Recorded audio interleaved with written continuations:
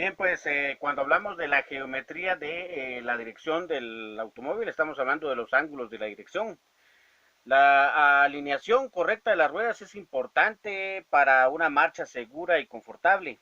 Cuando las ruedas están mal alineadas puede ocurrir varios problemas como la tendencia a virar hacia un lado, a la izquierda o a la derecha. Esto puede también ser debido a otras causas que no sea mala alineación. Para que usted pueda corregir los problemas resultantes de la mala alineación de las ruedas, es importante que entienda completamente el papel de la alineación y que ajuste los ángulos utilizando los procedimientos necesarios y correctos.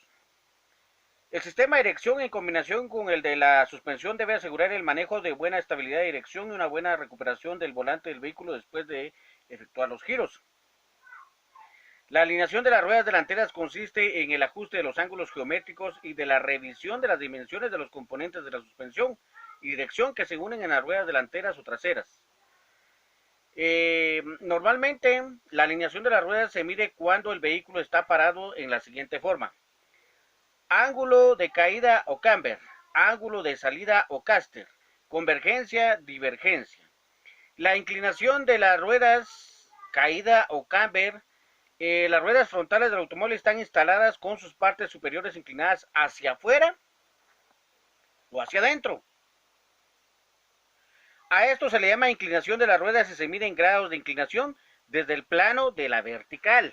Entonces, midiéndolo en grados, vemos acá nosotros que haciendo una línea recta imaginaria con respecto al plano del camino, de la calzada, tenemos un ángulo de 90 grados.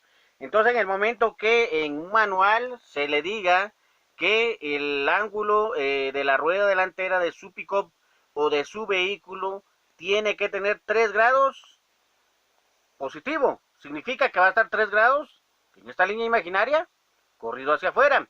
Si dice el manual, el ángulo de caída de su vehículo Honda tiene que tener 3 grados negativo de caída, significa que va a estar 3 grados inclinados en esta línea recta, tomando como referencia esta línea recta, 3 grados inclinados hacia adentro.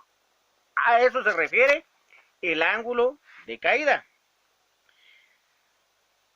Inclinación delantera de salida o caster. La inclinación del eje delantero es la inclinación hacia adelante o hacia atrás del eje de la dirección.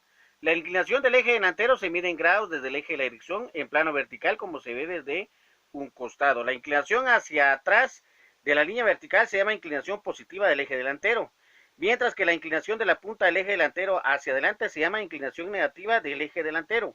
La distancia desde la intersección de la línea central del eje de la dirección con el suelo al centro del área de contacto de la carretera al neumático se llama trayectoria del eje delantero. Entonces aquí tenemos otro ángulo, un ángulo que se llama de salida o caster, ¿verdad? Que tiene que ver más que todo con la inclinación, haciendo una línea recta imaginaria acá, siempre viendo este ángulo, ¿verdad?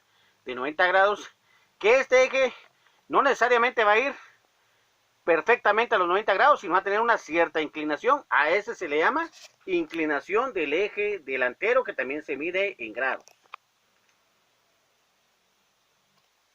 Pues ya tenemos lo que es ahora otro ángulo de la dirección, el ángulo de convergencia, que también se llama toe in y toe out.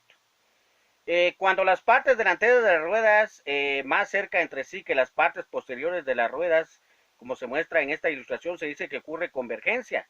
En este caso vemos que estas dos ruedas que son delanteras, esta va a ser la parte frontal del automóvil y esta va a ser la parte trasera del automóvil.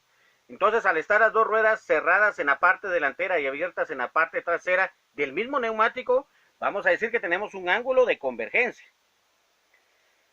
El ángulo de convergencia es usualmente expresado en esta distancia, ¿verdad? Lo contrario a este ángulo de convergencia es la divergencia.